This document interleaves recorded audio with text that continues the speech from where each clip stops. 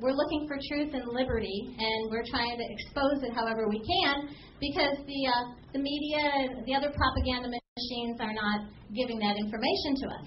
So we believe that if we could be an advocate for helping other groups that have meetings, we can help promote them, or we can create events of our own, like this evening tonight.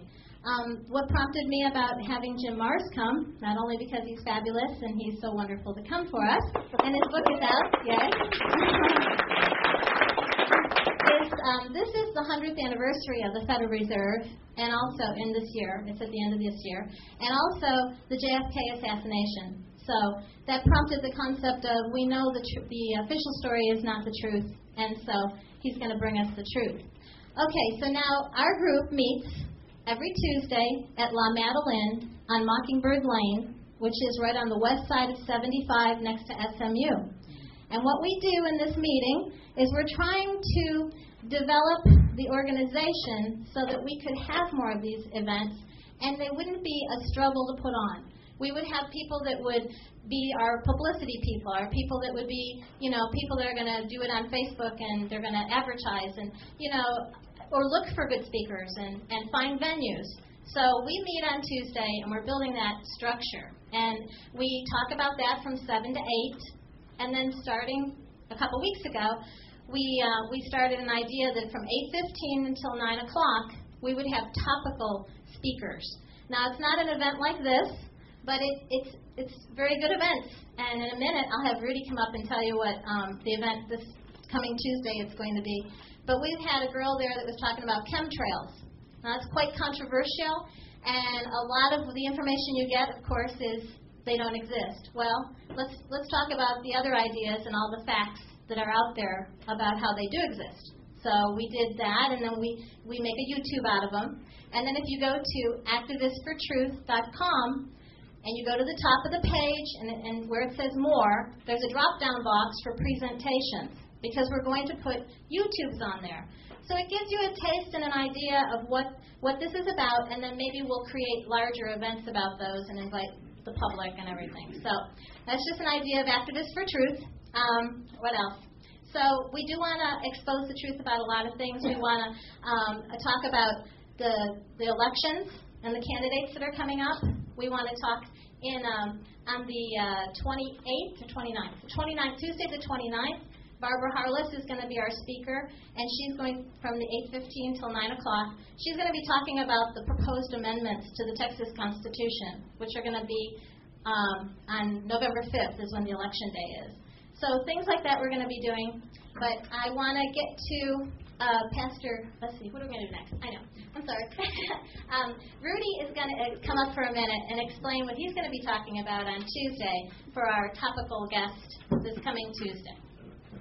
Rudy Davis. Thank you, everyone. So I knew Regina was a very brave girl. I just didn't know how brave she was to give me this microphone. But I appreciate that, Regina, and I appreciate you giving me the opportunity to speak Tuesday to your group, Activists for Truth.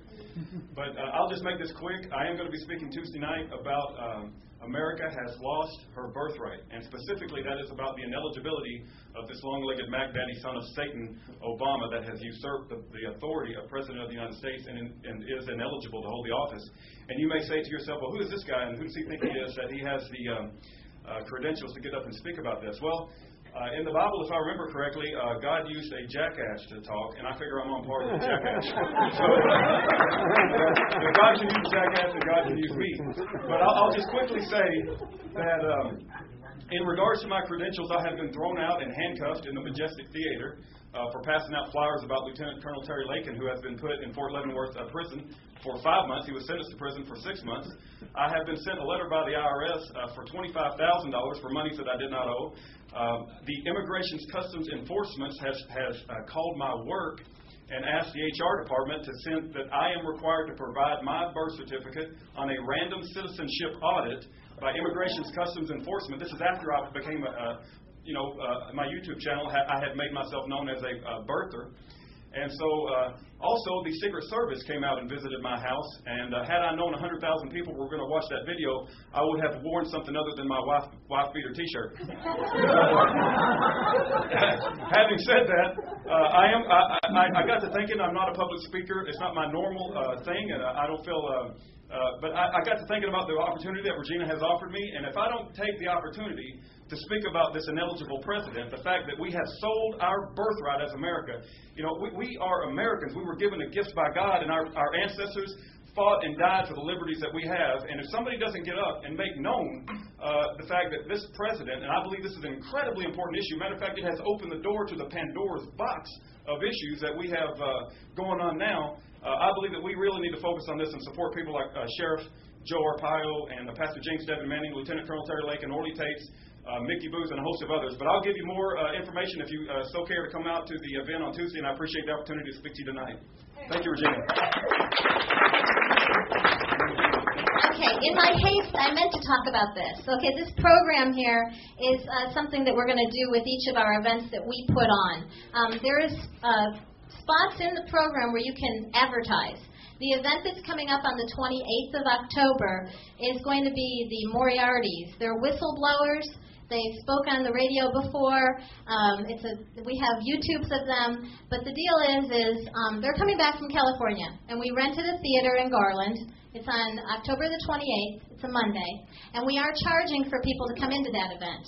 But if you take an ad out in the program for $25, you get 2 tickets. And so that's like paying $5 for the ad. These great people on the front page here have taken out these $25 ads. So they got to advertise in this event's program also, and then it's also going to be in the program that we put out for the Moriarty event. And this nice Ken here on this page number 2, he took out a full page ad, and then he gets 7 tickets. So everywhere on here, there's a way to contact me. You've got my email, you've got my phone number, you got the website. Okay, I'm out there. Just let me know, because this is how we work together. No, there's no real money, put out for these things except what we can do ourselves. And like Rudy said, it's us doing it, Okay, so that's the program. Also, I want to tell you that these nice guys that are videotaping, they do it for me for free all the time, too. They're wonderful. I mean, they do get paid by other people, but they put a lot of time, and of course, they should advertise in here. I actually am going to put an advertisement for them in here, because there's people that can pay for these things, and that'd be great if they pay them. But at the end of the night, this night, they're going to have a DVD of this event for $10. They actually will have it produced, and you can bring it home. So when you get so excited about hearing Jim Mars, you can bring it home and show the people what they missed for the next time. There's books out in the hall. The Jim Mars's books are there. Please visit that table. There's other DVDs, too, on the back table. There was a Don't Comply, The Line in the Sand, which we support wholeheartedly. Some of us in here have been there to the events, like the pastor and Brad has been there for all 3 that have been in Dallas. The 3rd Saturday of the month, a group of guys go, and women too, and bring their long rifles, and they meet at the Grassy Knoll, Dealey Plaza there, and at 10 o'clock until 1 o'clock. They walk, they go in restaurants. We've had as many as about 65 people. This last Saturday was a little sparse because a lot of our people were down in San Antonio. 1,000. Okay, the mainstream media is saying 1,000 were there. So it was well more than 1,000. It went wonderful. So we have DVDs of that. John went down there with Oath Keepers. That's Stuart Rhodes. That's a great organization that we work with. Actually, my sister's the vice president in Texas. So we work real closely with these groups. That's another idea of like what I say about Activists for Truth. So on the back of the program, this is very useful. There's all information that connected with us, but also there's other media outsources. We have Ella Dask here. He's on the radio every weekday, Monday through Friday from 3 to 4. And hopefully he's going to have the Moriartys on this week. Try listening, see if they're on there. I hope so. And then you get the taste of what they're talking about. But there's the New American Magazine is a great magazine. We actually have a reporter from the New American Magazine here tonight, Kurt Hyde. He's in the audience. It's a fabulous magazine, and it's listed on the back of here. As we go along, I want you guys to let me know, where do you think there's good sources of information? Pastor Eric Philpott is going to come up and say an opening prayer. But what he's saying to the congregation is, and his church meets here from 5 until 7. What was I going to say? Anyways, he talks to the congregation, and what he was saying is it's the truth. Usually, in the old days, you could go to the church and you could get the truth. But now with the IRS statuses and all the things, they muzzle the pastors. And so we need to find pastors like him. He didn't take the tax-exempt status. He says what he wants, and he says it straightforward, and it's all about truth. So, anyways, I think I'm done now, and we want to get on with the program. That's the main thing. And Eric's going to open us in prayer, and then Stuart will introduce Jim Mars. And thank you.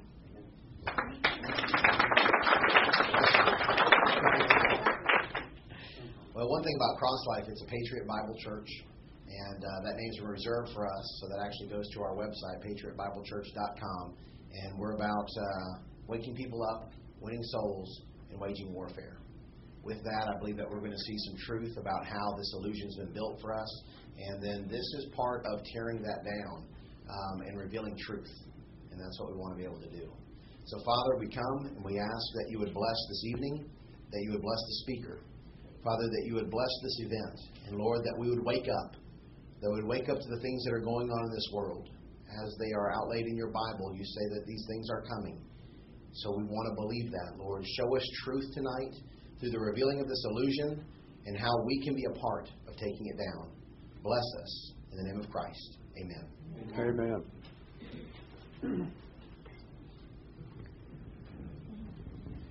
Well, I get the distinct pleasure to introduce our speaker tonight. Jim Mars is a husband, he's a father, he's a grandfather. And he's intimately maybe the premier expert on this issue and many, many more. And he's got a bunch of fantastic books out there. All of us need to support his work.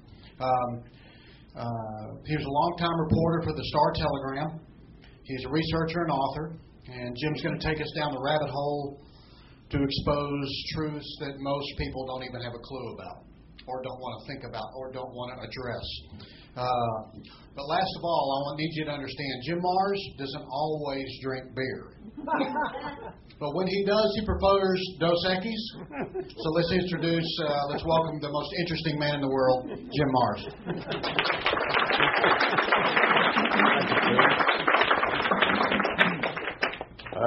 Okay. Oh, good. You got this thing on? Everybody hear me all right? Yes. Great. Howdy. Howdy. Come on, we're in Texas. Howdy. Howdy. There you go. All right. It's a pleasure to be here. Thank you. And I particularly honor each and every one of you for getting away from that idiot box and coming out somewhere to try to find out what's going on. I have been asked over and over and over through the years, will we ever know the truth about the Kennedy assassination? Well, the answer is you already know the truth. It's simply that the media, my media, that I pledged myself to as a journalism student, worked in for 50 years, is no longer there. I trained and committed to be a journalist, but I didn't leave journalism. Journalism left me. There are no more journals. There are only corporate advertising delivery systems. Okay? And I want to tell you one of the absolute worst of them is right here in your little town, the Dallas Morning News. What a crock. And I know this because I have worked hand in glove with a lot of their reporters over the years and then competed with them on news stories. So, will we ever know the truth about the Kennedy assassination? Okay, well, I'm going to tell you the truth tonight, and but here's the thing. If I tell you right now, then your question's going to be, do I want to trust Jim Mars or not? And I don't want that. What I'm going to do is I'm going to run through some factoids that you have probably not been told about. Some of this you're going to know. Some of it you don't know. And when I get through then, if I've done my job correctly, you're not going to have to worry about do you trust me or not. You're going to know for yourself because you're going to see the information for yourself. But we got a long way to go, short time to get there, so let's move right along. First thing you have to understand, some of you older folks will know this, Dallas, Texas in the fall of 1963 was just an entirely different time and place. Okay? There were still colored and white restrooms in the public buildings, drinking fountains, okay? If you wanted to be a Dallas cop, it helped if you were a member of the Ku Klux Klan, or at least the John Birch Society. Very right-wing city. Adlai Stevenson had been spit on, hit with a sign here just a few weeks before Kennedy arrived. Okay, it's just a whole different time and place, so you have to understand that. Here we see a picture of Jack Ruby's Carousel Club, kind of a sleazy joint downtown there on Commerce, right across from a parking lot from Abe's Colony Club. These were what were known as after-hours clubs or brown bottle clubs.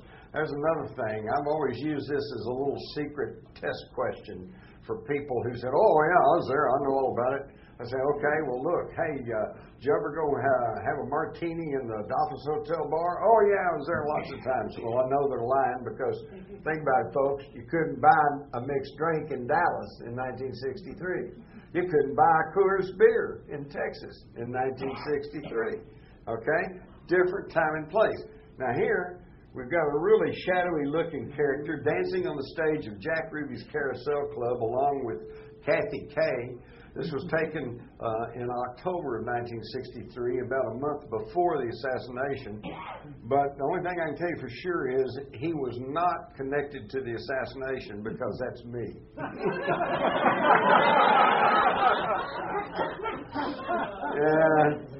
I kind of look like Buddy Holly.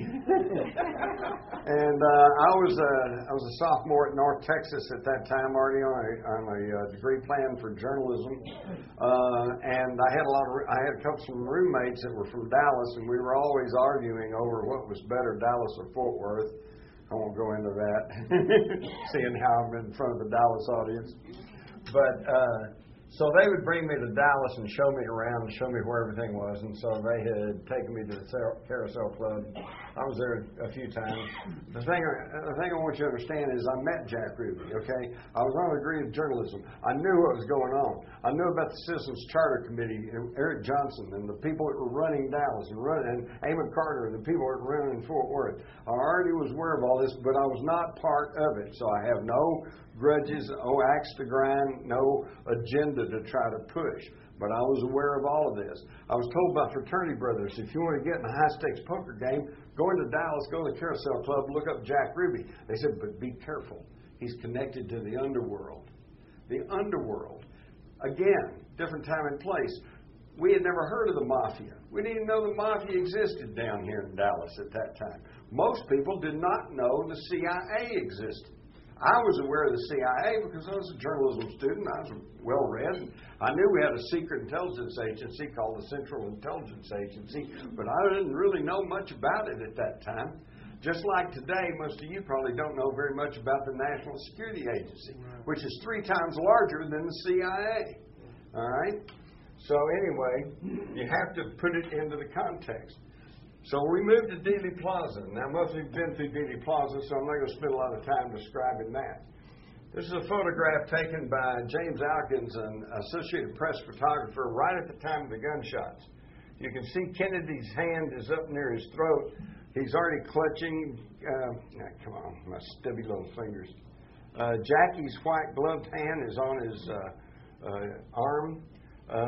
His Secret Service agents are all kind of looking around like, what was that?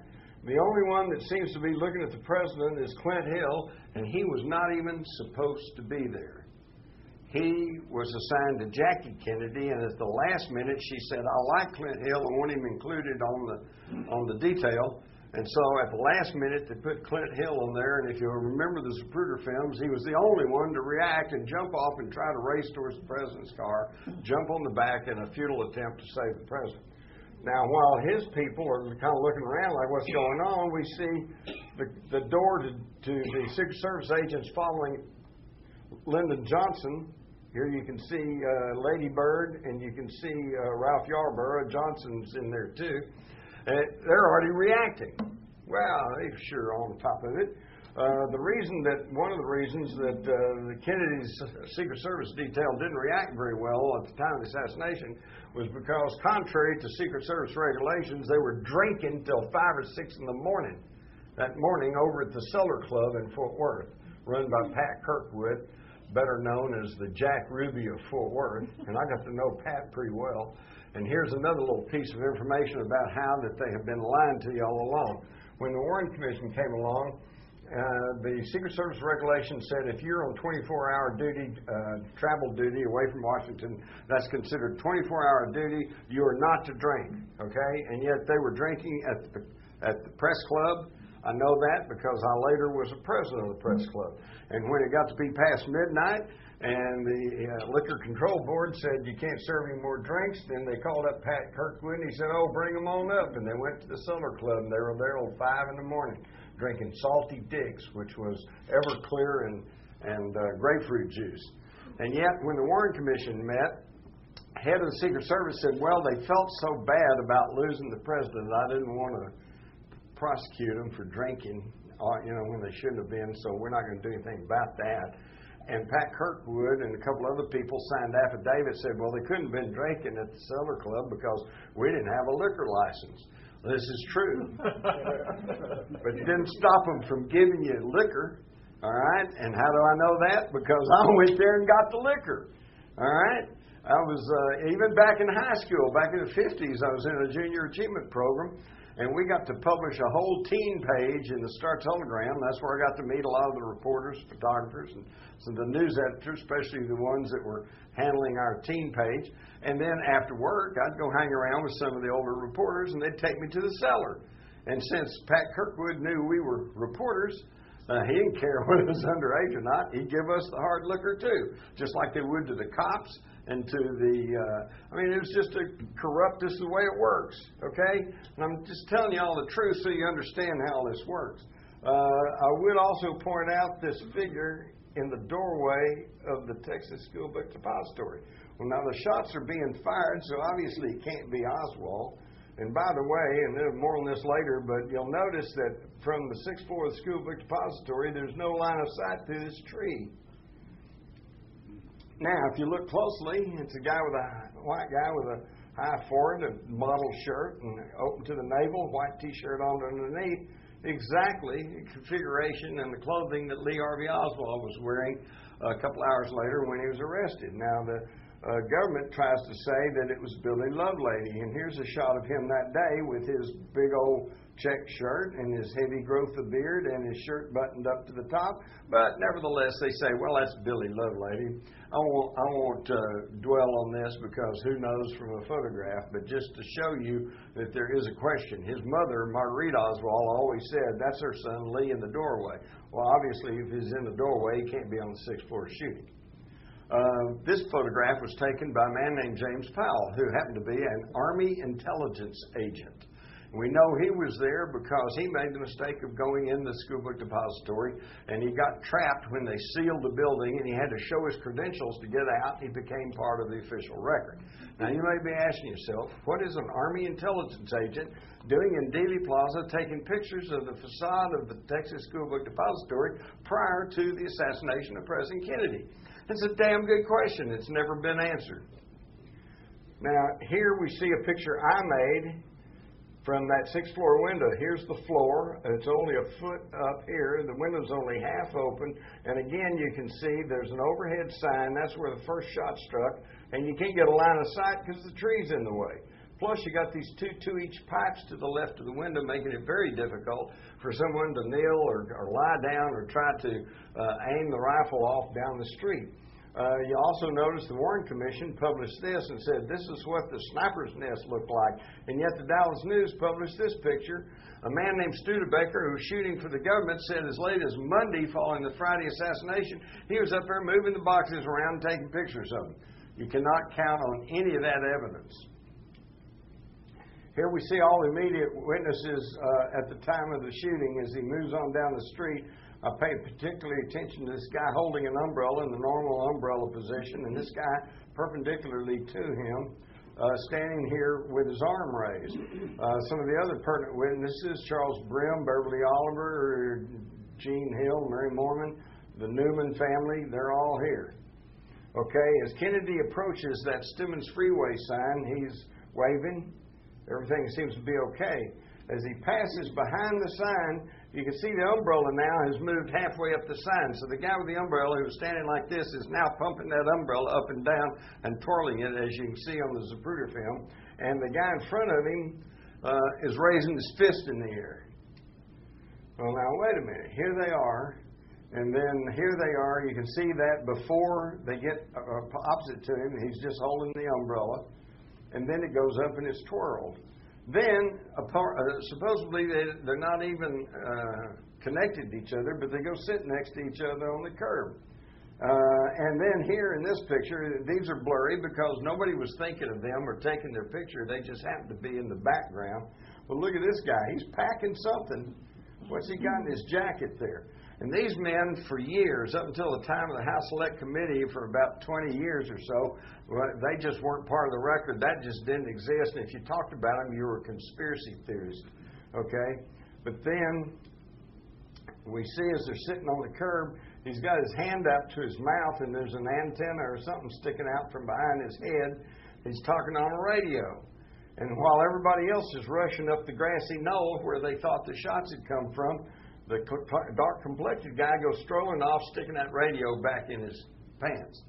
Okay, now who are these guys? Oh, well, we didn't know. The House Committee came along, and they finally identified the umbrella man as a man named Louis Stephen Whitt. And yet you just saw the pictures of what the umbrella man was doing. He was standing there holding the umbrella. We know from the Zapruder film, when Kenny got parallel to him, he pumped it up and down and twirled it, and then he went and sat on the curb, okay? According to his testimony, he sat on the grass the whole time, opened the umbrella and held it out in front of him and never even saw Kennedy go by. All right? And then someone on the committee said, well, maybe he did that to heckle Kennedy because it reminded Kennedy of Neville Chamberlain, who carried an umbrella and caved into the Nazis before World War II. Quinn Hill, the only one to react, jumps on the curb. Meanwhile, you see the Newman family laid down. They said the shots came from up behind them. Emmett Hudson, who is right here, the groundskeepers for that end of the plaza, said the shots came from up behind him where the police patrols were, although there were no policemen stationed in that area. Jean Hill said she saw somebody fire from behind that fence. Now, this has been misconstrued, misstated too. You've been told that Jackie Kennedy was trying to escape the car. You've been told that Jackie Kennedy crawled out to help Clint Hill get in the car. None of this is true. In her own testimony, which was classified, not known to the public for 15 years, and fully supported by the testimony of a doctor and a nurse at Parkland, we find out she crawled on the rear deck of the car, braces herself with her left hand, reaches out with her right hand, and picks up a piece of the president's head. Turns around, crawls right back into the car under her own power. She still had it clutched in her hand at Parkland Hospital, and when one of the doctors came by, quite pathetically, she said, "Here, will this help?" and offered him this piece of skull, which he took. Now, why do they want to confuse that very dramatic scene? Because if you know there was a piece of his head that was blown to the rear deck of the car, that's indicative of a shot from the right front. Now they say, well, it couldn't have been a shot from behind the grassy knoll, even though people reported seeing a puff of white smoke come off the grassy knoll, but we know modern rifles don't smoke. Well, yes, they do.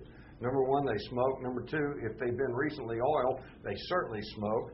At the time of the House Committee, I was there when they were firing 6.5 rifles from morning till noon, and every time they fired, I could see a puff of smoke come up. And here in this photograph, where'd it go? Okay. Taken by an NBC photographer, you can plainly see the white smoke drifting off the grassy knoll, even as Kennedy's car is entering the triple underpass. Okay? And of course, everyone rushed towards the grassy knoll because everybody in that end of the plaza said that's where the shots came from. Here they go. Behind that fence, it was just a nightmare. There was no crowd control. Everybody rushed back there. They were all stomping all around. The 15 railroad workers on the triple underpass all said the shots came from over to their left, behind the fence on the grassy knoll. And when they rushed around there to see what was going on, they said they found muddy footprints and cigarette butts, as though somebody had been standing behind that picket fence for a while. In this story by one of the few good reporters that Dallas had, which was Earl Goltz, we find that several people, including Dallas police, reported encountering men with Secret Service identification.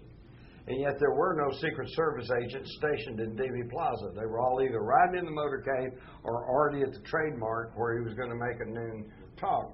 Interestingly enough, Inspector Thomas Kelly of the Secret Service interviewed Oswald. And Oswald said, "Are you FBI?" And he said, "No, I'm Secret Service." So Oswald said he was standing in front of the textbook building and about to leave it. A young man, a crew cut, rushed up to him, showed him a book of identification, said he was from the Secret Service, and asked him where the phone was. And Oswald said he pointed towards the payphone in the building, and he saw the man actually go to the phone before he left. What? We're just told that less than an hour later he shoots a cop down on the south side of in Oak Cliff just because he stopped him on the street. And here he says that a guy ran up and showed him book identification, said he was Secret Service. He not only does not shoot him, but shows him where the phone was and then stands there to make sure he gets to the phone. They never tell you this stuff, do they? So, we're now seeing all this modern stuff. You're going to be inundated from now on until November the 22nd with books and TV specials and reminiscences. And it's going to be psychobabble about, people just can't deal with the idea that a lone nut can take out the great leader. And, so much time's gone and there's so much controversy and so many theories. I guess we'll never know. Well, I'm giving you the facts right here, right now. But the thing I've got to warn you about are these programs that purport to have computer simulations. Because as we all know, if a computer says it's got to be right, except not really, because what we all know is on a computer it's garbage in, garbage out. A computer can only tell you what you put into it. What am I talking about? Well, here's my computer simulation. Went through the tree, hit the side, bounced off, hit him in the throat. A little entrance wound right there, just like all the Dallas doctors said. Okay, well now that sounds silly, but let me point out that years ago I met with Bob West, the county surveyor of Dallas County, and his associate Chester Brenneman. They were hired by Time Life to do the survey work in Dealey Plaza on Monday following the assassination. They said at the end of that work, they, along with the Secret Service agents they were working with, and Time Life people, said there's no way one person could have done this assassination. Later, in the spring of '64, Bob West and Brenneman were hired by the Warren Commission, again to survey Dealey Plaza. Chester Brenneman allowed me to copy their original plat map, and here it is. And you notice that they made a notation here saying this area hid behind a tree for any shot from the depository as of this date, May '64. It also shows the area of a bullet shot on the curb on the south side of Elm Street. That's never been accounted for. And here it's kind of off the picture here, but there's yellow marks on the curb. You can still, if you go down Dealey Plaza today, go on the south side of Elm, go along, look very closely, you can still see the faint traces of this yellow paint that was there. There's a little 2-foot stripe here, and you go down about 10 feet, and there's another 2-foot stripe. And on the Zapruder film, if you watch closely, you can actually see the bright yellow flash by as they go by. Now, it's only these 2 little splotches. Okay? It's not the whole curb, which doesn't make any sense. If you're going to paint the curb in yellow, be careful, or red, no parking, you paint the whole curb. Now, here's these 2 little spots, and what happened right in between those spots? The fatal headshot. These probably were markers for the assassins. In fact, while you're at that, the whole idea is to catch him in a crossfire. All right? Because if you're a lone assassin and you're in the 6th floor of the Schoolbook Depository, your shot would be when Kennedy is coming toward you on Houston Street and you have a stationary target. Or you could have waited until he turned 6 floors below you on a very tight 120-degree turn, and you could chunk the rifle out and hit him on the head. It's been quite effective. But no, we're told that this assassin on the 6th floor waited until he turned and was moving downhill laterally away from him with a tree intervening in the line of sight before he finally took a shot. Makes no sense, but it makes sense if you're talking about a triangulation of fire, standard sniper ambush technology. So, this map, thank you. This map that Chester Booneman allowed me to copy was reproduced in the Warren Commission. You'll find it in the volumes. All of these notations are deleted, and furthermore, they made their measurements from each frame of the Zapruder film, and you can see the original numbers on their map up here, and down here is what the Warren Commission published, and they altered the numbers and altered the frames. Now, what this means, folks, is that every computer simulation that has used the Warren Commission numbers are invalid, because they're not using the correct numbers. And on a computer simulation, and particularly in survey work, if you're off a fraction of an inch up here, by the time you get 30 yards off, you could be, hundreds of feet different. So never trust a computer survey if they're basing it on the government's figures. Another little tidbit that you never hear about, but that tells volumes, is that Lieutenant Jack Revel was the head of police intelligence for the Dallas Police. He has said publicly that he rode back from the school book depository to the Dallas Police headquarters with a military intelligence agent, an agent from the Office of Naval Intelligence. And keep in mind, Oswald was a Marine. The Marines are under the Department of the Navy. Okay? So he rides back with a Army intelligence or Navy intelligence agent. He gets back, and the first thing he does is he types up this list of school book depository employees. Heading the list is Harvey Lee Oswald of 605 Elsbeth. Well, Lee Harvey Oswald had lived at 602 Elsbeth in the fall of '64, but none of that was on his employment records at the book depository. All that was on there was his Beckley Street address. So where did they get this misapplied name and a bad address? Well, at the time of the House Committee, Colonel Robert Jones of 4th Army Intelligence down at Fort Sam Houston said he got word from one of his people in Dallas that they had arrested a suspect, and his name was Alex James Hydell. He said he went to the military intelligence files and he found that Alex James Hydell cross-referenced to a Harvey Lee Oswald of 605 Elsbeth. So what does that tell us? That tells us that military intelligence tipped off the Dallas police as to the identity of their suspect. And sure enough, about 1:50, he's arrested at the Texas Theater, and here they come bringing out the chief suspect. Here he is after arriving at the Dallas Police headquarters. He's arrested about 1:50. It probably took him 15, 20 minutes to get downtown. So he only arrives at the Dallas Police Station about 2:20, 2:30. And he had two sets of identification on him. One says he's Lee Harvey Oswald. The other says he's Alex James Hydell. And he's being uncooperative. The police say, well, which one are you? And he said, well, you're the cops. Figure it out.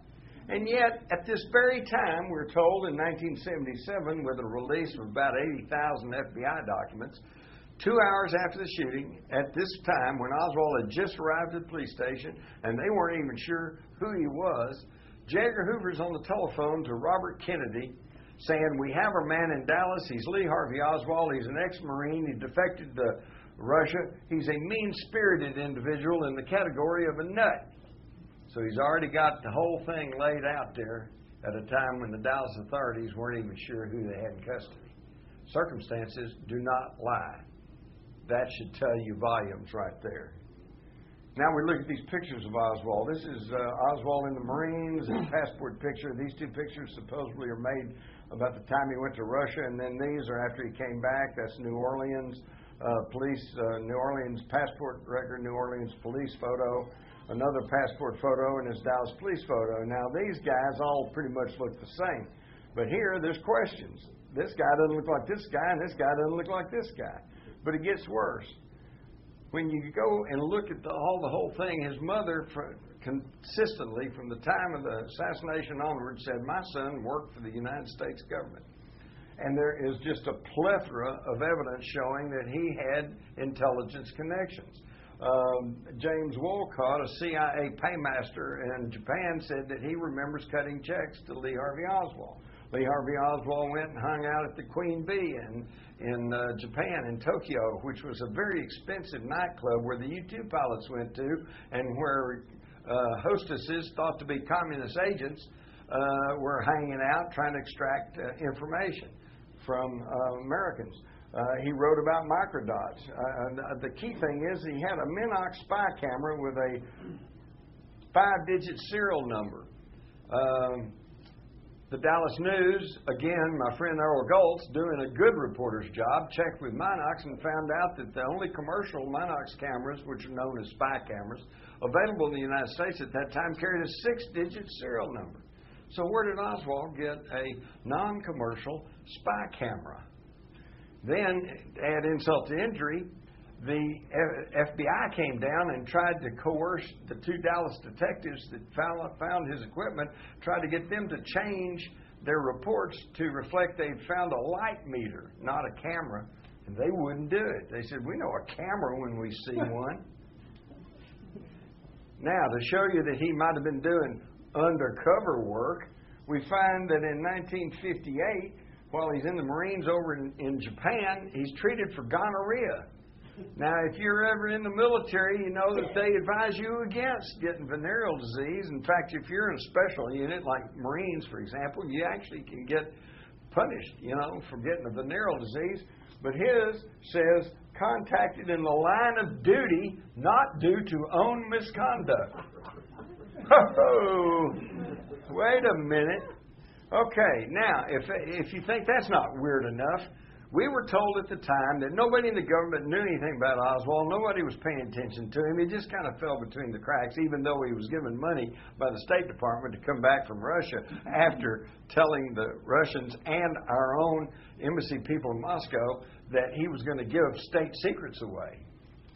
But worse than that, we find in this document dated 1960, 3 years before the assassination, J. Edgar Hoover sends this warning memo to the Security Division of the State Department, warning that there's a possibility that an imposter is using Oswald's birth certificate. Please pass along any pertinent information. So J. Edgar Hoover personally was aware of Lee Harvey Oswald 3 years before the assassination and considered that that an imposter was posing as Oswald. You don't get told that in the morning news, do you? Now, is it possible somebody was posing as Oswald? Well, let's look at this picture from supposedly taken at the time of his defection to Russia, and we find that there's heavy shadow on this left side of his face and very light on the right side, which indicates a light source coming from the right, and yet his shadow falls to the left behind him. And we also notice that there's a little break in his hairline, and this eyebrow seems to be painted on, as with his mouth. And then all his darks here and all his lights here, and you can almost put a line down here, and when you separate them, it looks like you got 2 separate people there. Now, this is a common practice in intelligence. If you're trying to pass off one person of another, you take pictures of them, and you make a composite, a split-face composite picture, so that they can go through customs and other security apparatus, and they look at the picture, and yeah, he kind of looks like him, so they let it go. But is that true? Yes. Here's the other pictures. Look at these split face, and you can see, obviously, here's one person, and then here's Lee, here's Harvey. And then when you match up the Dallas Oswald with the Marine Oswald, and you get their eyes and their nose and their mouth and everything's perfectly fine, whoops, one of them's taller than the other one. And this is reflected in the records. The Marine records show he's 5'11". His autopsy showed he was 5'9". I thought the Marines built men, not tore them down to inches. Even his own mother asked for an exhumation in 1967, questioning the body that they had buried, okay? But, of course, that got printed in the Star-Telegram, but didn't go anywhere else.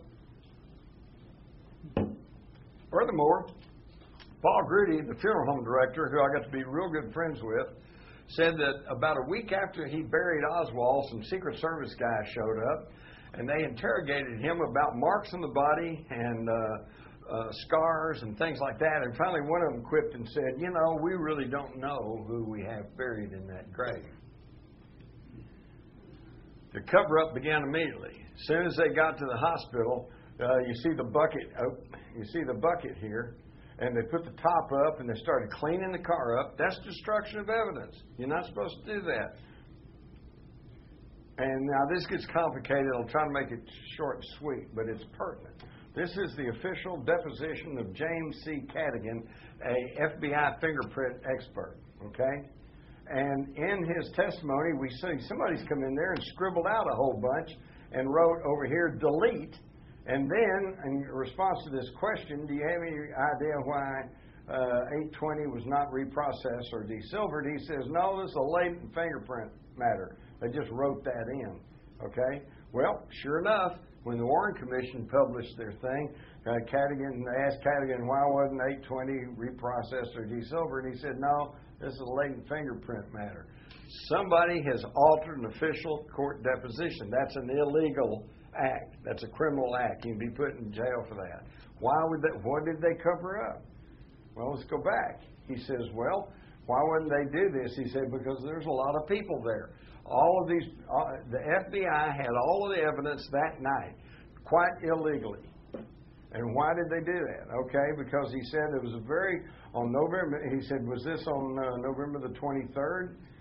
63? Yes, November the 23rd. A very large quantity of evidence was brought in. Several agent examiners available to evaluate, says Cadigan. Supervisory officials, representatives from the Internal Security Division, all of whom had an interest in this matter. And this is when all was cut out. And one of the reasons it was cut out is because quite illegally, that evening, they took the evidence away from the Dallas police and shipped it to Washington. With no chain of evidence and no public disclosure, no one looking over their shoulder to see what was going on. And they held that evidence from now on. Here we see Chief Curry, Jesse Curry, the Dallas Police Chief. And he said, Captain Fritz, who was in charge of the homicide division, in charge of the investigation, argued. He said, well, I need the evidence here. I need to get some people to try to identify the gun, try to identify the pistol and things. If it's in Washington, how can I do that? And they said, well, did you get it back? He said, no, not to my knowledge. He said, we were given some pictures of everything. He says, but as far as I know, we have never received any of that evidence back. It's still in Washington, I guess. Perhaps the commission has it. J. Lee Rankin, the chief counsel of the Warren Commission, says, yes, the commission is still working with it. So they asked him, well, why did you give up all the evidence contrary to law and proper procedure? He says, well, we kept getting calls from Washington, and they kept saying, insinuated someone in high authority was requested this, and we finally agreed as a matter of trying to cooperate with them. And I can tell you it was Cliff Carter, Lyndon Johnson's assistant. Okay, so why does this matter? Because this means all of the evidence was in the hands of the FBI with no chain of evidence, no oversight, no one keeping tabs on what was happening for 2 full days. It was not until November the 27th, the Tuesday following the assassination, that the media and the public were told that the FBI had been asked into the case, and that's when it became the official evidence. So they had all this evidence for 3 full days with no oversight, which means they could have put anything in it. They could have taken anything out of it. Now do you understand why the evidence is in such controversy? And the evidence was jimmied with. Here we have the Warren Commission copy of the Dallas Police evidence sheet. 6.5 spent rounds, 3. Okay, Oswald, 3 shots, 3 rounds there. Tight evidence, folks, except on the original document, which I got out of the police files when they finally opened them in 1991, they only had 2 spent rounds. Furthermore, down here, we see it blank at the bottom that the Warren Commission give us, but we find here that the paraffin test on Oswald was positive on both hands and negative on the face. Well, I have the actual report.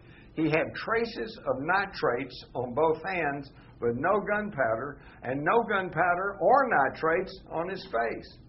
That's evidence he did not fire that rifle that day. But instead of trying to explain this, the Warren Commission simply hides it away. They don't tell you about this. And the Dallas Morning News has never told you about this either. Here's an FBI document dated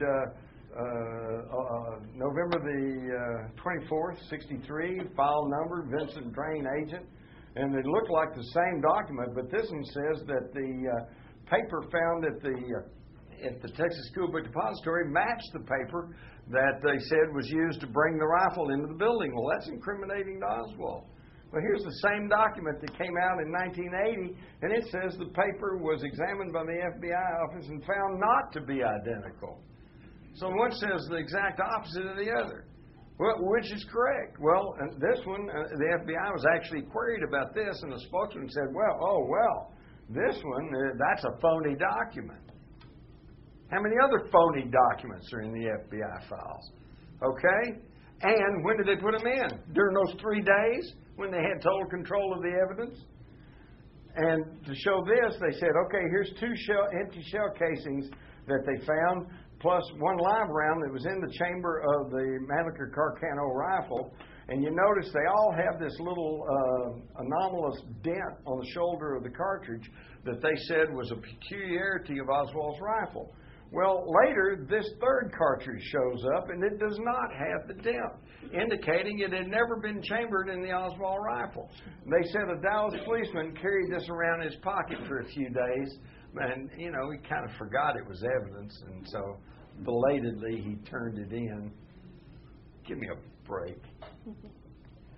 And now for the rifle, which the scope cost more than the rifle. The rifle was sold in batches of 2, big batches for $2. Okay, the scope was like $9 or $10, so the whole thing cost $12, and most of the money was for the scope. It was that bad a rifle. Now the key thing is that everybody thinks, well, Oswald was a marksman, and he used that war rifle. Well, wait a minute. Any of y'all been in the military? All right, then you know the 3 categories of when you go to the firing range, the lowest one is marksman. Right. The next one's sharpshooter. The top one is expert. I know, because when I was in the Army, I fired expert, and I got me a pass to New York. All right. Well, I had to. I was from Texas. And he only made marksman on his final test by 2 points. Barely made marksman, the lowest of the categories, and that was a real shameful event for a Marine. You were supposed to fire at least sharpshooter, and you were actually expected to be a marksman if you were in the Marines. And on the first time when he first went in the Marines and took his first test on the firing range, he didn't even qualify. He couldn't even make marksman. He couldn't even hit the target. Okay, and we're told that this guy, a bad, mediocre shot at best, used this rifle. Well, maybe he used the scope. Not really. The Warren Commission shows right here that the Army Ballistic Test Center said before they could test the rifle for accuracy, they had to put 3 metal shims under the scope to make it align with the rifle and be accurate enough to test. And then the Warren Commission, they're even thoughtful enough to show us pictures of the 3 metal shims they had to put under the telescopic sight to make it align with the barrel of the gun. Give me a break, folks. This is the most ridiculous thing I've ever heard. Do you realize why I get so adamant about this? Because it's just so blatant. It is so simple. This is not rocket science. They have just lied to you from day one. Here is Oswald's belongings, and you can see the Minox camera right here, plus all of this other miniature camera equipment that was said to run into a few $1,000s even back in '63. Where does he get all this equipment? Where does he get this money? I also want you to notice that there's a picture here that they said was of General Walker's house, and there's a car right here, and you notice there's nothing wrong with that photograph. You'll see the purpose of that in a minute. We see here, when the Warren Commission published that photograph, somebody's punched a hole in the license plate of the car.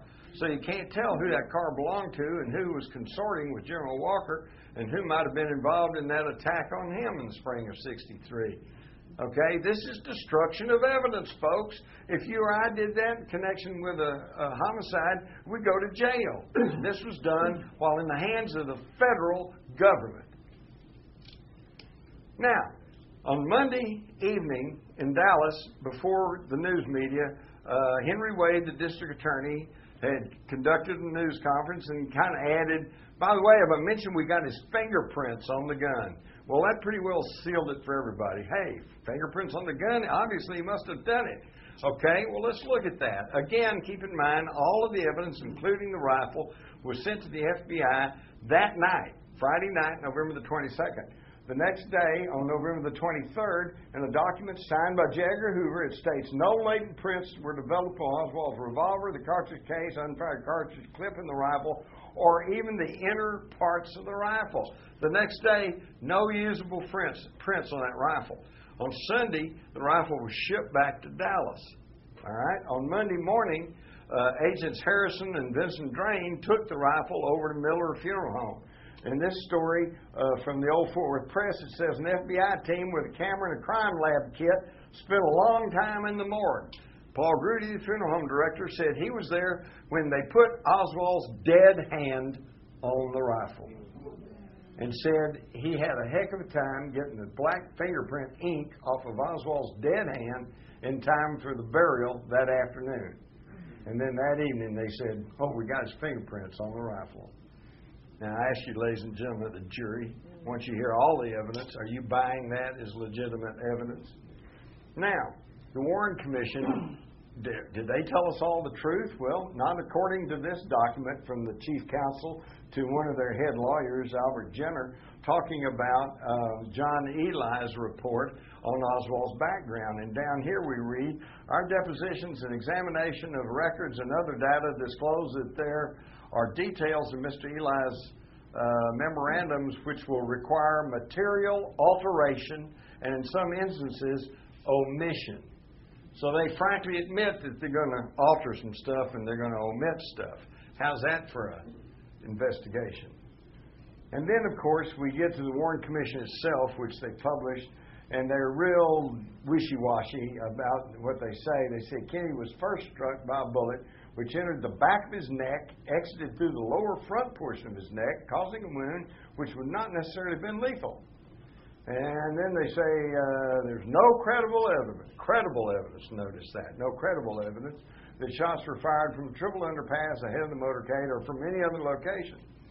Although it's not necessary for any essential findings of the commission to determine just which shot hit Governor Connally, there is very persuasive evidence from the experts to indicate that the same bullet which pierced the President's throat also caused Governor Connally's wounds. So there you have it. That's the closest they ever got to saying that a bullet went through Kennedy's neck and went right on and struck Governor Connally. Now, where did they get this from? They got it from Jagger Hoover, because this was his theory on the Monday morning following the assassination, when you could, everything was still in turmoil. Oswald had been killed in the basement of the Dallas police station. Who knew what was going on? And Hoover already had it worked out. It was Oswald, 3 shots from the Scuba Depository. First bullet hit Kennedy in the back. Second shot hit Connally. Third shot hit Kennedy in the right-hand side of the head and killed him. A somewhat believable scenario. The problem was they got messed up because of a man named Jim Tague. Jim Tague had stopped his car at the triple underpass, got out, was standing there trying to watch what was going on. A bullet hit near his feet down near the triple underpass, threw up bits of metal and concrete and nicked him on the cheek and bloodied his cheek. And a Dallas police sheriff wrote that in a report. A Dallas policeman also wrote that a bystander had been wounded. So Jim Tague knew he had something important to tell because he was the 3rd man wounded in Dealey Plaza. But when he tried to contact the Warren Commission, they didn't want to hear anything about it. They ignored him for months until July of '64, when they're about ready to start writing their conclusions in their report.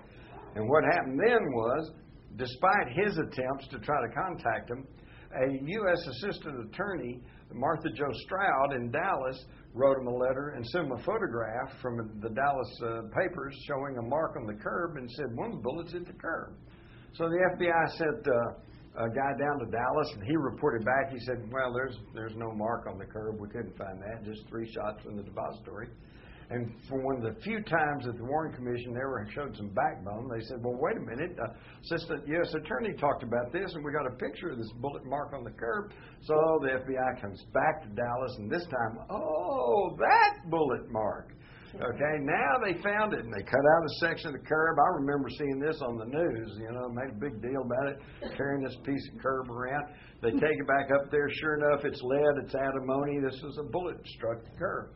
Oops, now they got a problem, because now instead of 3 shots in 6 seconds, they're going to have to count for 4 shots in 6 seconds, and you cannot do it. So Arlen Specter, who you may recall from his Anita Hill grandstanding, as a young lawyer, decides that, okay, what happened was Kennedy was shot through the neck. It didn't hit any bone, and that bullet went right on and hit Connolly and shattered his 5th rib, and and then shattered his right wrist bone, and then ended up his left leg, and it was all just that one shot. So the scenario changed to first shot went through Kennedy and Connolly, second shot missed and Nick Tabe, third shot hit Kennedy in the right-hand side of the head and killed him. That, believe it or not, is still the official word of the U.S. government, although the House Committee in 1980 said that they had scientific evidence that there was at least one shot from the grassy knoll, but he probably missed. So, this is what they showed us. The Warren Commission said he was shot through the neck, but it's not true. Here's the autopsy, and it plainly states that there was a wound at the posterior back at the level of the third thoracic vertebra. There's your third thoracic vertebra below the shoulder blades to the right of the backbone.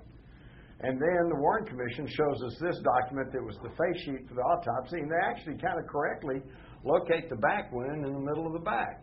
But they left a wiggle room because they said, well, that's just a face sheet, it's just a drawing, it's not meant to be accurate, so they're off somewhat. What they don't show you was the actual face sheet was marked verified by George Berkeley, Kennedy's personal physician. So they said, yes, it was verified. That's exactly where the wound was. Okay? Now, in the National Archives are his jacket, middle of the back between the shoulder blades, and his shirt, middle black between the shoulder blades. So obviously he was never shot through the neck. He was shot at the third thoracic vertebra. Now they've even tried to argue some cockamamie thing about, well, he was turning and he's waving and his coat rode up, And so the bullet hole in the coat is actually much lower than where it actually was. But I would point you to his shirt. Your shirt doesn't rise up when you turn and wave. They're coming up with, they've always got an expert that will tell you anything you want to hear. I'm just telling you the facts. Here they are. You can see it for yourself. All right. Dr. Hume said a bullet hole was below the shoulders, 2 inches to the right of the middle line of the spinal column. Clint Hill, I saw an opening in the back about 6 inches below the neckline of the right-hand side of the spinal column. Another Secret Service agent, Glenn Bennett, says, I saw the president, shot hit the president about 4 inches down from the right shoulder. They're all telling you he was shot in the back. So he was never shot through the neck.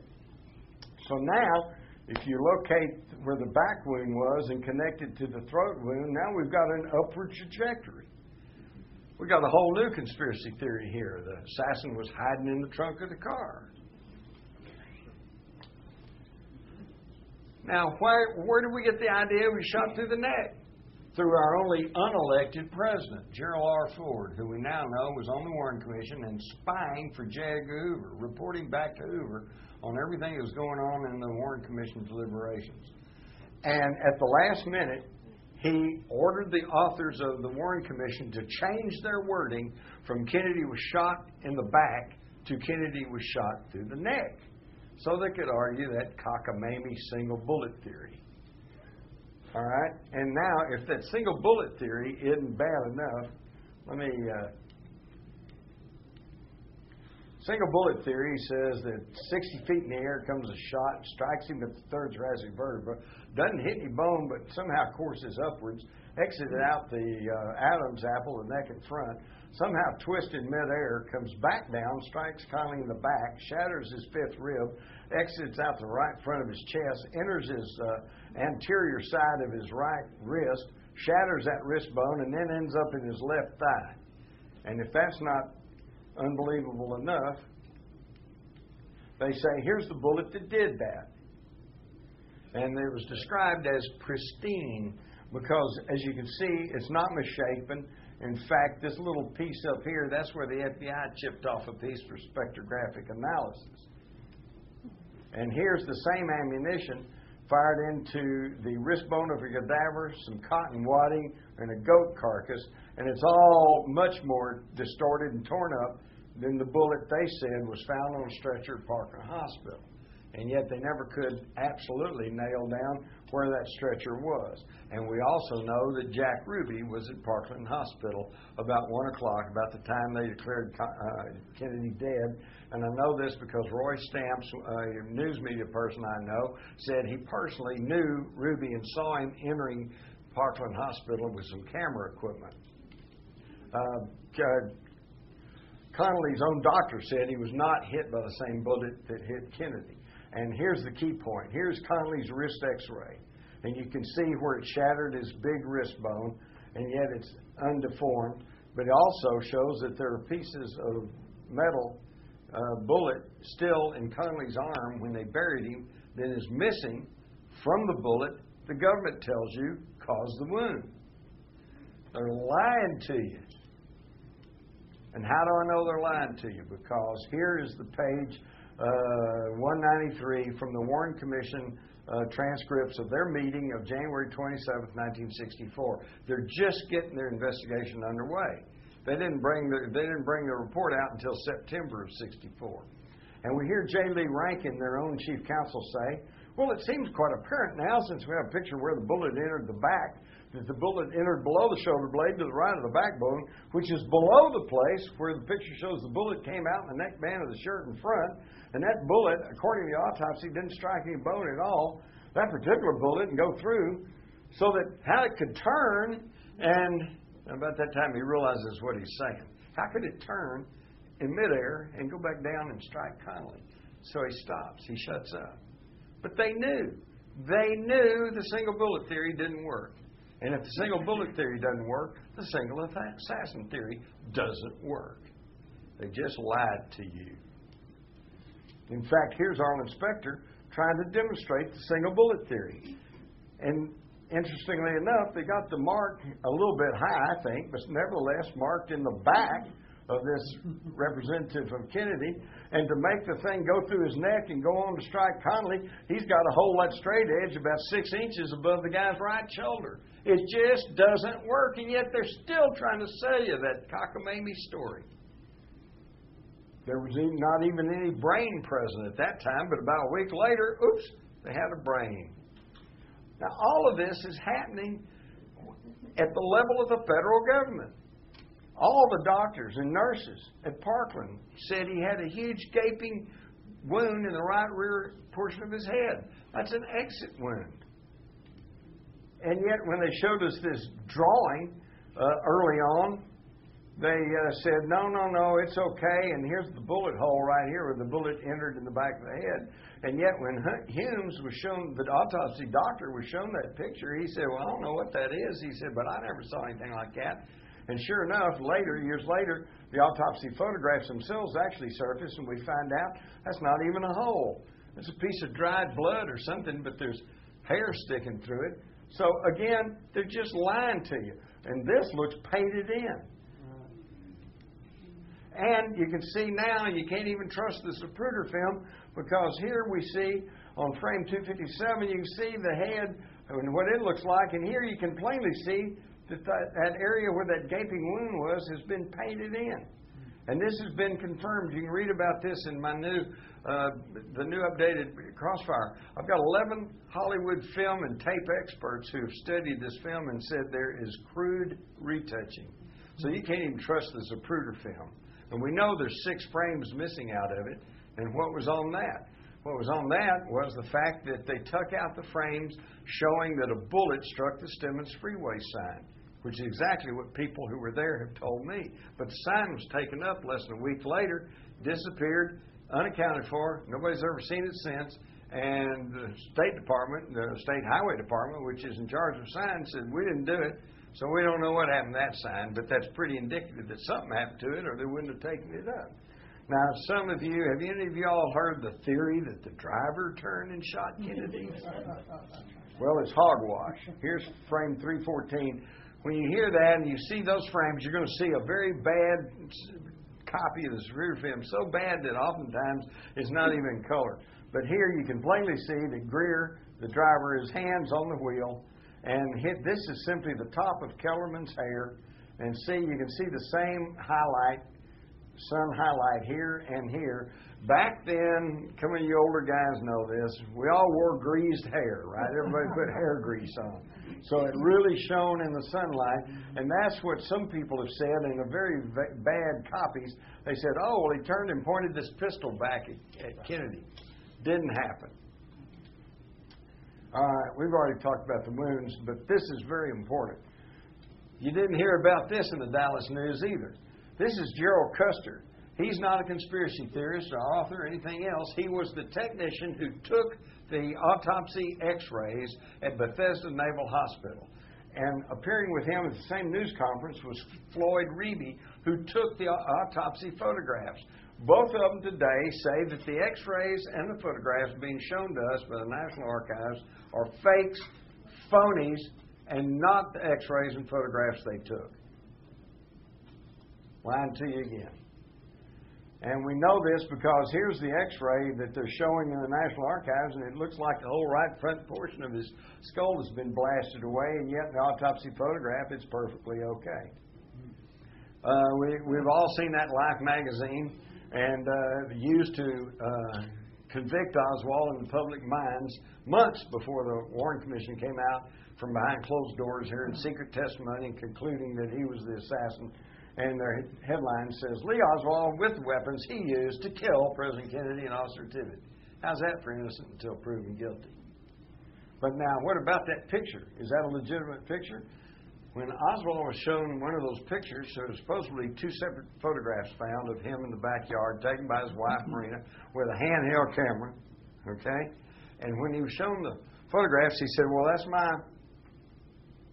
head, it's my face, but I don't know, that's not my body. I've never seen that before. That's a composite picture.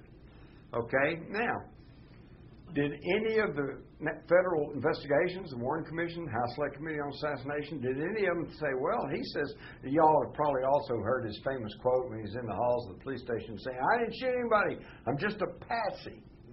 Okay? Now, did any of those investigations say, well, gee, he said he was a patsy. Is there any evidence to show that he was? No.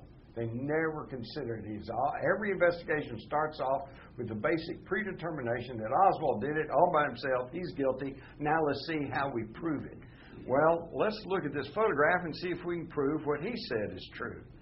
If you take the two photographs, 133A and 133B, and make them into a blue and red transparency and bring them to the same size and lay one on top of another, since they're two photographs from a handheld camera, nothing should match.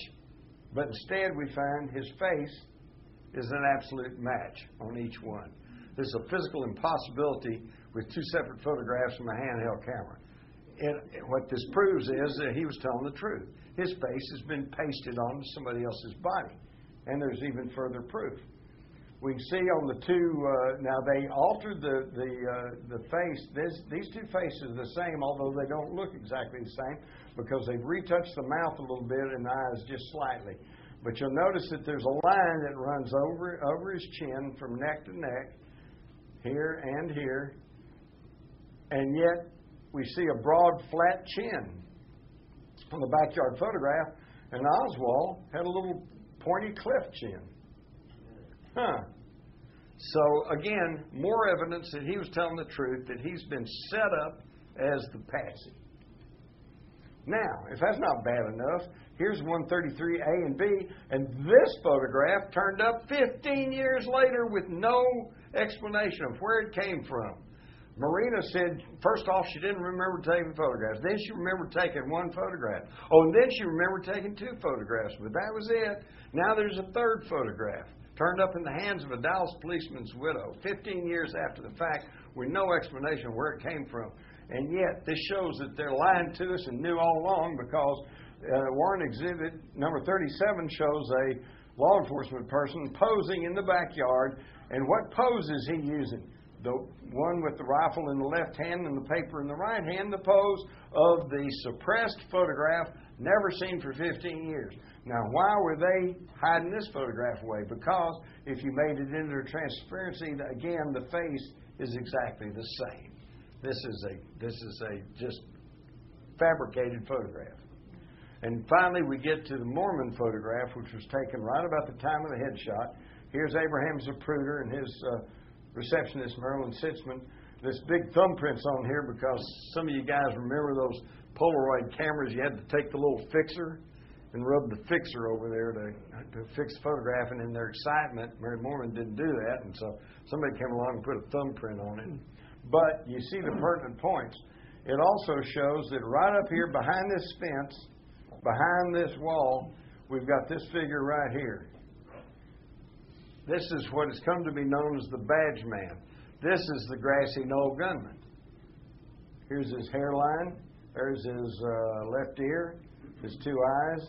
I was showing this to the medical examiners, investigators in Tarrant County, and they said, yeah, it looks like he's wearing shooter's glasses. There's his neck and his shoulder. He's got his arm coming up here, and his other arm, I've blown this up, his other arm's out like that. So that's a classic rifle firing position.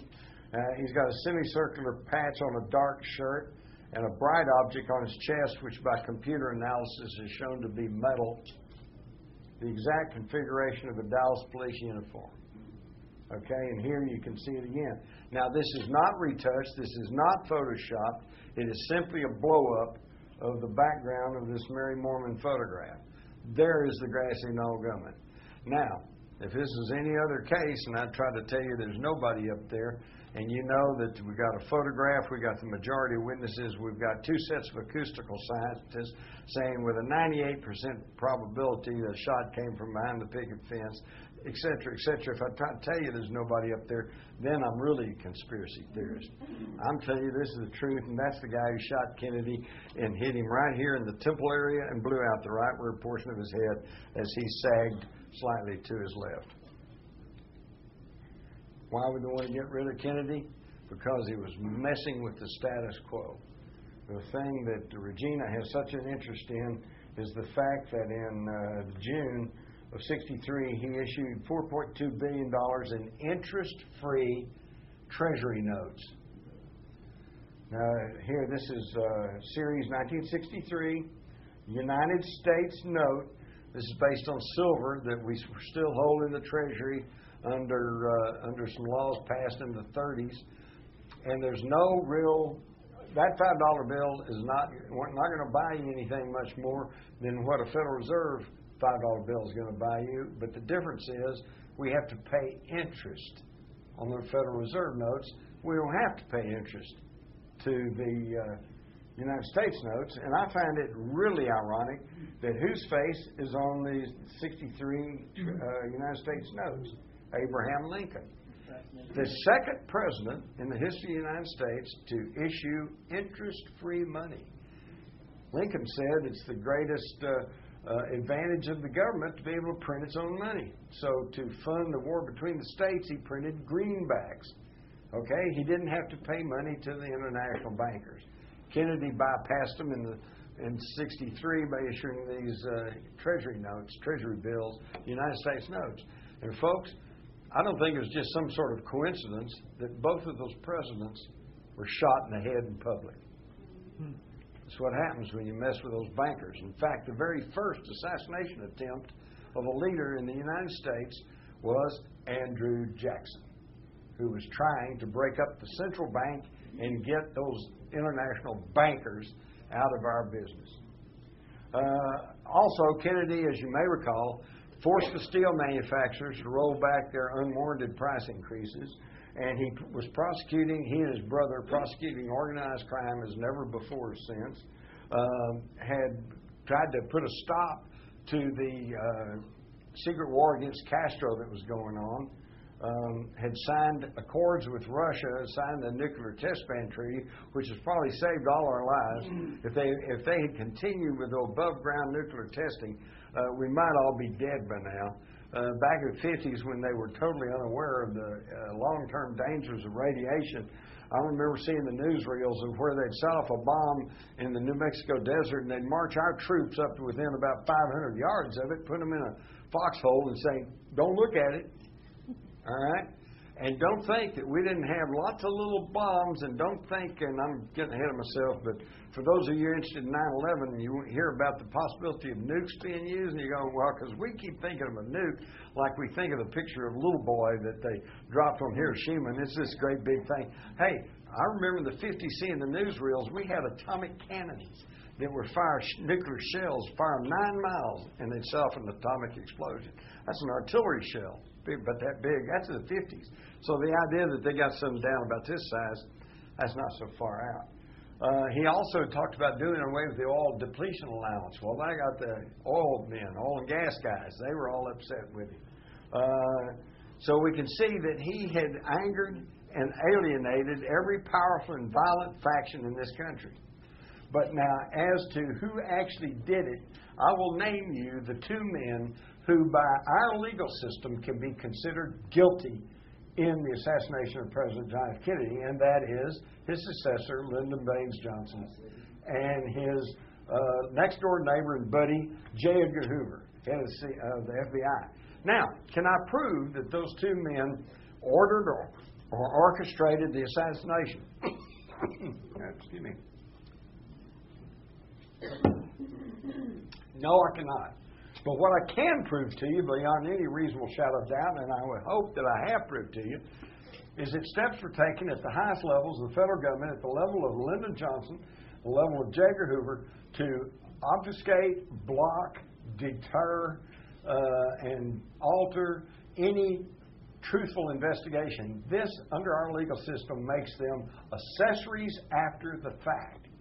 And here in Texas, we have executed accessories after the fact. That the facts of the case show they didn't pull the trigger, but they were there, they knew about it, they helped hide the gun, they helped run the man the getaway car or whatever, and they get executed because under the law they are as guilty as the person who pulled the trigger. In this case, those 2 men are as guilty as whoever pulled the trigger. And we could go in now, everybody's going to say, well, you know, we could go on, we could be here for weeks talking about the Kennedy assassination. But what I have just shown you, hopefully, is enough to show you that it was covered up at the level of federal government. Why? Here's, I think, is the big one. On October the 11th, Kennedy, through George Bundy, signed this action memorandum, National Security Action Memorandum 263, in which he said he approved the military recommendations contained in the McNamara-Taylor report, which stated things look better in Vietnam. I think we can pull out by the end of 1965. He approved of that. Then he said, directed that no formal announcement be made of the implementation of plans to withdraw 1,000 military advisors by the end of 1963. He was starting to disengage from Vietnam. Okay? But then, on Monday, following the Friday assassination, Johnson issues National Security Action Memorandum 273, and although he starts off saying over here that the objectives of the United States with respect to withdrawal of the U.S. military personnel remain as stated in the White House memorandums. Yeah, it says that there, but over here it says programs of military and economic assistance should be maintained at such levels that their magnitude and effectiveness in the eyes of the Vietnam government, it does not fall below the levels sustained by the United States at the time of the Diem government. The Diem brothers were overthrown on October the 1st, 63, so this kind of roundabout says don't drop the military levels below that. That effectively stopped the pullout order. Okay?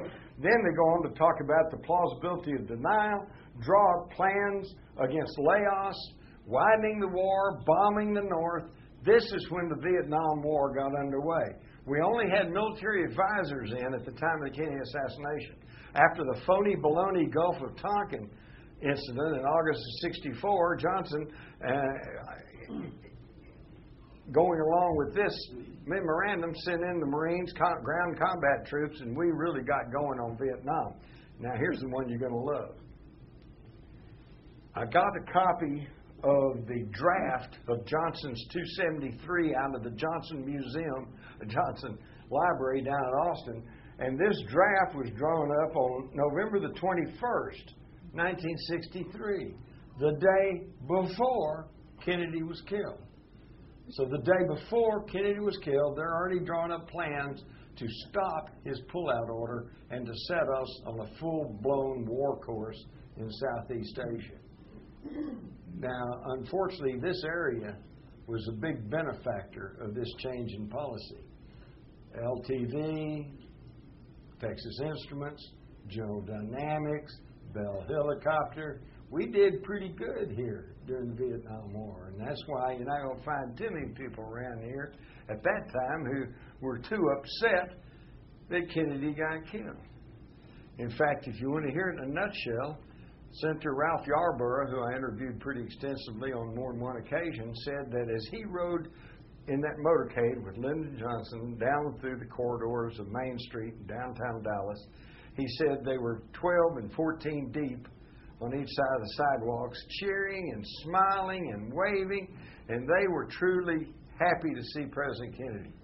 He said, but when he looked up in those big office buildings, he didn't see one smile. Kennedy had alienated himself from the rich and powerful and from the status quo, and the status quo struck back. How many of y'all have seen an interview with Evelyn Lincoln? You haven't, have you? Evelyn Lincoln was Kennedy's personal secretary, and she was with him day and night, right at his elbow. If anybody knew what was going on with Kennedy, she did. And I have this letter from her from 1994. She says, as far as the assassination is concerned, it's my belief that there was a conspiracy because there were those who disliked him and felt the only way to get rid of him was to assassinate him. These 5 conspirators, in my opinion, were Lyndon Johnson, J. Edgar Hoover, the Mafia, the CIA, and the Cubans in Florida. Pretty sharp, Evelyn. Now you see why you never saw an interview with her on national TV or interviewed the Dallas Morning News. So it's a classic example of who will guard the guards. As Fletcher Prouty told me, the way to understand the assassination is not who could have killed him. Anybody could have killed him. Mafia assassins, KGB agents, rogue CIA people, anti-Castro, The trick is who could strip away his normal security and who could cover up the facts of the assassination. This was in-house. This was what transformed a Texas homicide, because there were no laws about assassinating the president at a federal level at that time. This is what transformed a Texas homicide into a national coup d'etat, a palace revolt. And that's why they're still trying to cover it up. They're still trying to act like it didn't happen, but now you know the truth. Or as John J. McCloy, who served on the Warren Commission, stated, it is of paramount importance to show the world that America is not a banana republic where a government can be changed by conspiracy. But folks, I hate to be the one to say this, but the truth is we're just another banana republic. And you can read all of this, plus so much more, in my new book, The Updated, Expanded Crossfire, and I thank you for your time.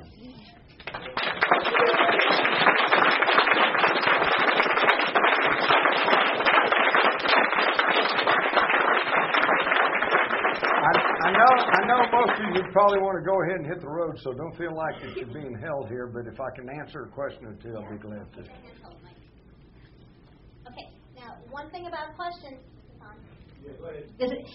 is we're not going to take a lot of comment. It's a real question. Keep it kind of short, okay? And we'll get to you in a second. If you run long, I'll stop you. And hold on, okay? Is that good? The moving microphone. Yes, sir. Okay, for patriotic people who think they're serving their country, like soldiers going to Iraq or Vietnam, like I did when I joined the Army, what would you say to them? I would say to be patriotic, you need to pay closer attention to the oath that you take. I still remember the oath I took when I joined the U.S. Army. I took an oath to defend not the President of the United States, not the Chairman of the Joint Chiefs or the CIA. I took an oath to defend the Constitution of the United States.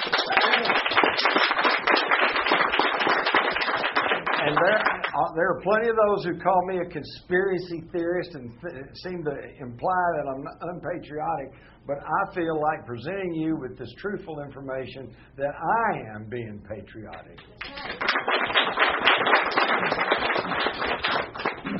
Yes, sir. Hi, Jim.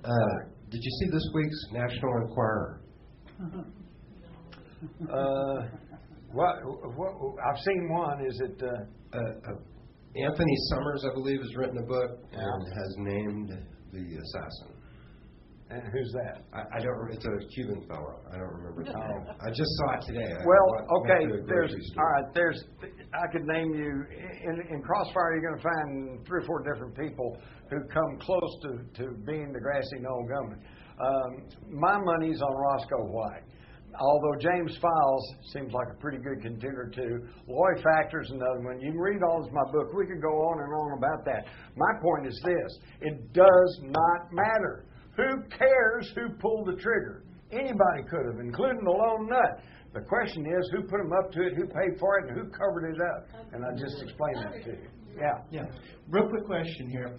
About 20 years ago, I was wandering around Traders Village, and a guy out of the blue asked if I'd ever heard about the Kennedy assassination, shows me a newspaper, Dallas Morning News, I believe it was, that about 2 or 3 days later, he had found a 6.5 millimeter cartridge underneath the triple overpass. Now, you mentioned today that there were some Union Railroad workers that were in that same area. Had they mentioned anything about hearing shots from under the triple overpass? Not from under there. It also might explain where that third cartridge came from, because after he talked to the newspaper people, got his picture taken with the cartridge, he turned it over to the police. Right, and let me point this out. I hear this all the time. Well, if it was a big conspiracy, where's all the evidence?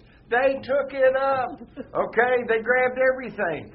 I can recall in the summer of '64 here locally on Channel 8, Channel 11, Channel 4, and the Dallas News, Dallas Times-Herald, they're still running ads from the FBI saying if you have films or pictures from Denny Plaza, please turn it in so we can use this as evidence.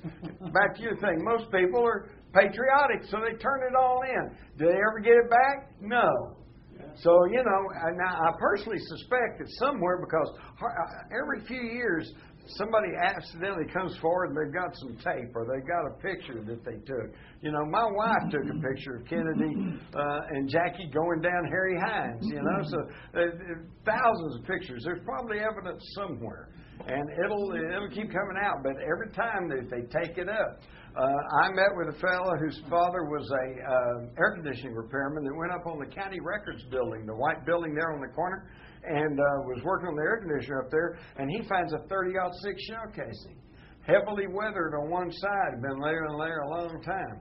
Okay, now and I could go into the whole thing about the use of a sabot or husk bullet, where you take a smaller caliber slug and you use the plastic hooks to put. There you go. And so this 30-06 may well have provided that explosive quality for a smaller caliber slug. Okay, but what happened to that? I mean, I've heard the story. I believe the guy. Okay, but he went and took the bullet to the FBI, and they took it and took it away, and then said, well, there's a 30-06. Hadn't got it. Oswald has 6.5. Doesn't have any connection. That's the kind of investigation that your tax money paid for, and it's absolutely atrocious. Another question. Okay, I'm using 35, 40-year-old memory. On a talk show one night, a man was pushing his book and telling his story about Lyndon Johnson, in which he claimed that he could come up with as many as 300 people who conveniently died around Lyndon Johnson. Comment. Yeah, well, that's maybe 150 more than I could come up with right now. All right? But there was more than 100. And the thing is, I'm not going to try to tell you they all were killed, but I guarantee you the odds are absolutely astronomical that number of people who had direct knowledge of the assassination would be dead within just a few years period. You'll find that covered in my new book, too. And they've tried to argue those numbers, and yet the people very much more expert than me says it's a question of where does coincidence end and conspiracy begin. But I know I talked one time to an old mafia character, and he said that there were teams going around taking people out. The one I love was James Worrell, who told the FBI that he saw several people running out the back of the school book depository right after the shooting. And then he ended up being one of those fatalities. I talked to a friend of his, and they said he was a motorcyclist, okay, and he was a big, rough and tumble guy. Well, they found him and his girlfriend on a road outside of Dallas with a motorcycle up on the kickstand, and he and the girlfriend lying on the ground with their necks broken, and they ruled in a one motorcycle accident. So think about that one a minute. The guy tumps his motorcycle, breaks his neck, gets up, puts the motorcycle back on the kickstand, lays back down, and dies. Yeah, right. Yeah, right. Maybe part of that same question. If nobody's still alive today to be indicted for any issues that were happening back then, what's the issue, and why don't they want the truth to come out? Is it just embarrassment, or are there any people out there that could be indicted? Yeah, I think so. George Herbert Walker Bush is still alive. Woohoo! Yeah. There's still some people that could be indicted, but the thing is, too many people of the people are dead, but their families are still alive. One of the reasons you're beginning to hear Lyndon Johnson's name thrown around quite freely, but you didn't up until a few years ago when Lady Bird died. She still had tremendous power, and I'm just stupid enough, and a local guy, I'm just tell you what I know to be true. This is why the status quo does not want to talk about this. The Dallas News, they don't want to talk about this because some of their biggest patrons, some of the richest families in Dallas, I'm not saying they were involved, I doubt they were, but they knew what went on and it was okay with them. Yes, before the Mannlicher kind was found, I've heard some pretty good evidence that there was a Mauser rifle that was found actually first. You have anything to comment on the Mauser? Yes, you'll find that all in my new book too. When they first found the rifle, a Deputy Constable Weitzman, who had run a sporting goods store and certainly knew about weapons, along with Roger Craig, a deputy sheriff, they all said it was a 7.5 German Mauser, and saw Mauser. 7.65. I'm sorry? 7.65. 7.65, that's right. I keep thinking about the 8 millimeter, 7.92, but it's 7.65. German Mauser, they saw Mauser stamped on it. There's all kinds of questions about the rifle. The Warren Commission shows us an ad and said this is the rifle he ordered it from, and yet that rifle was only 42 inches long. The one that they actually found was 46 inches. Couldn't have come from that ad. There's just all kinds of questions. But again, when you control the investigation from the top, you can make it sound like anything you want to. And I think there's very possibly there was a substitution of the rifles. But again, that's just another question. Quick question. In one of the slides you showed, there was a list of, I think, CIA operatives that were controlling or knew about Oswald. Mm-hmm. The bottom of that list was John Stockwell. Mm-hmm. I've spoken to him. I think he's still alive as of a year or two ago. Have you interviewed him in any relationship? I knew John. In fact, it was John Stockwell, actually, who got my book, Crossfire, used as the basis for Oliver Stone's film, JFK.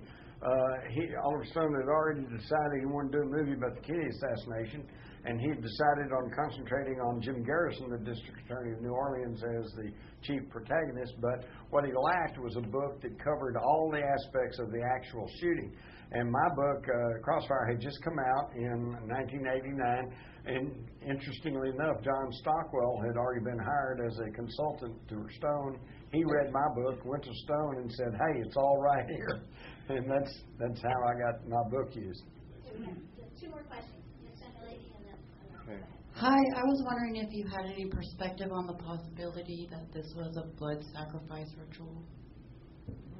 Yes, I think there's a lot of symbology, a lot of things involved there, but that gets into some really esoteric stuff, and I'm still just trying to convince most people there was a grassy old gunman.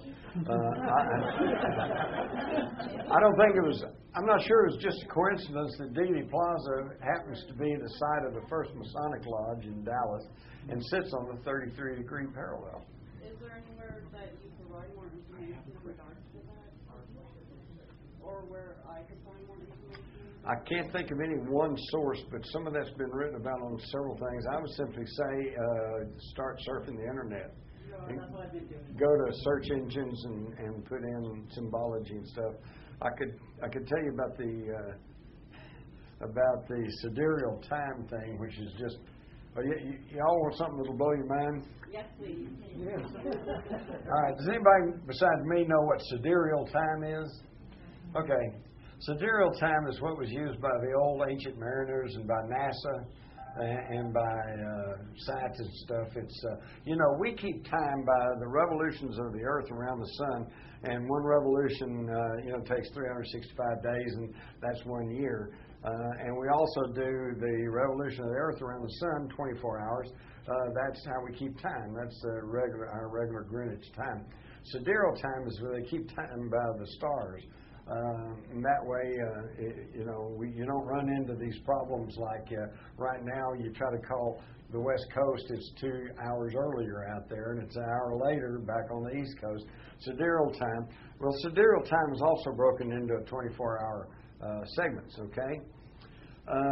There's a study done by this fellow, and it's been verified by the Vatican Observatory in New Mexico, that the Kennedy brothers, Joe Jr., who was killed when his plane exploded in an experiment during World War II off the coast of England, John F. Kennedy was killed in Dallas, 12:30 p.m. on November the 22nd.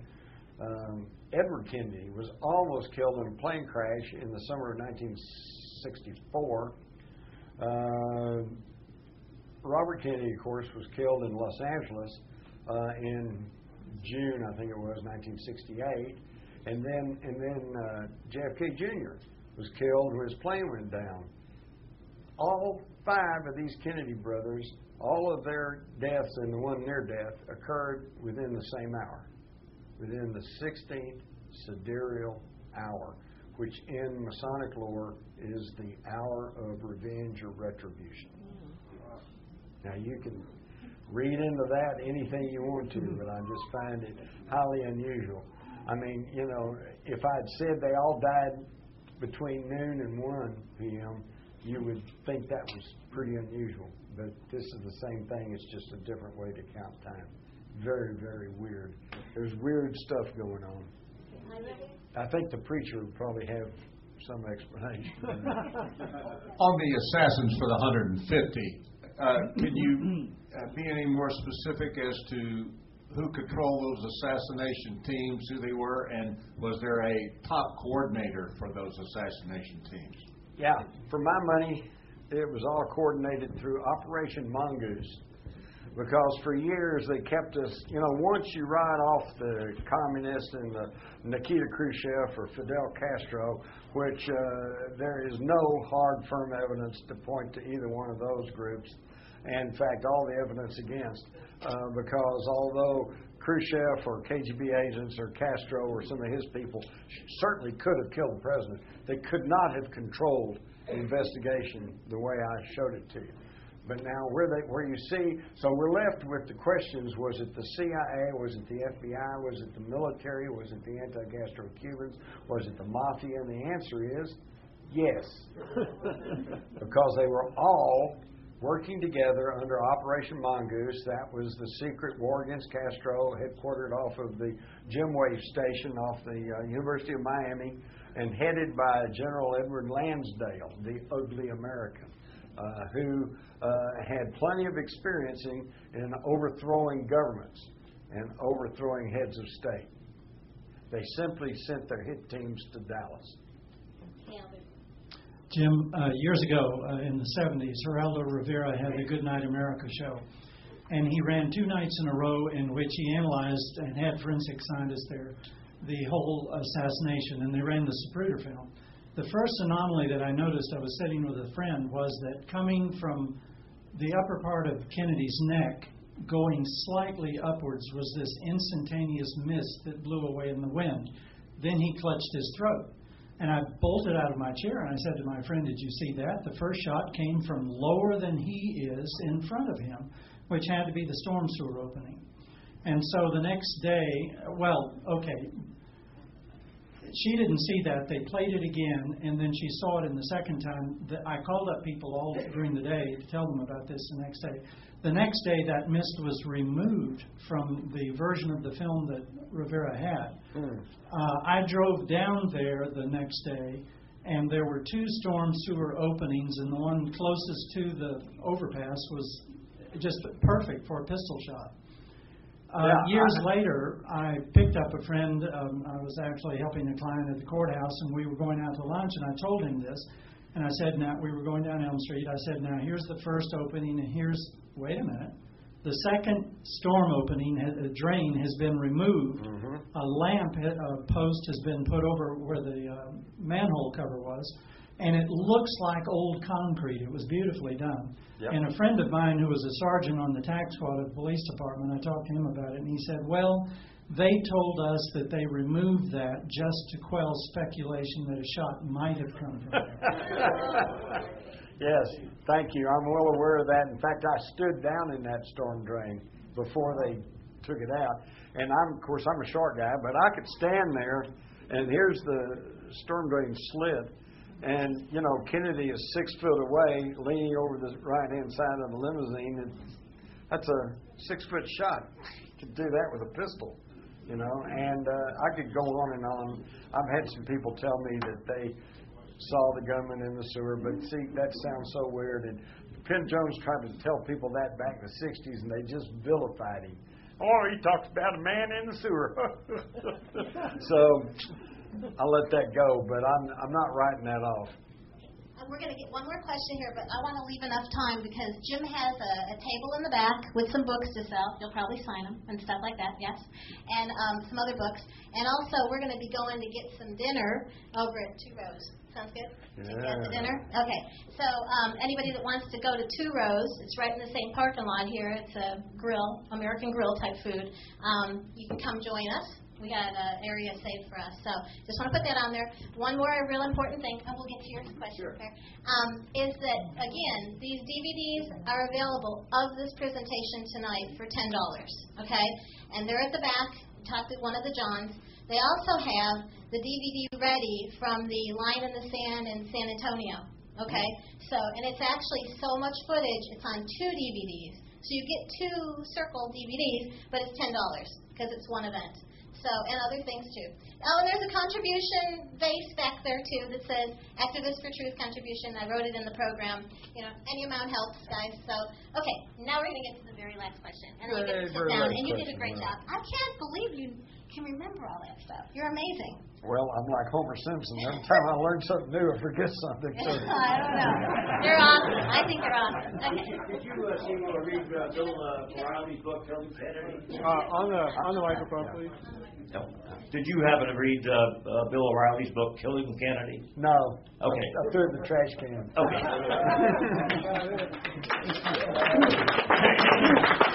Hey, I was on Bill O'Reilly's show one time talking about my book, Rule by Secrecy, and he ended up by saying, so what you're trying to say is that a small clique of people are trying to run the world. And I said, yeah. And he said, so what? He said, I belong to those guys. Yeah, no, sorry. I have no regard for him or most of those people. In fact, I am ashamed for my own profession.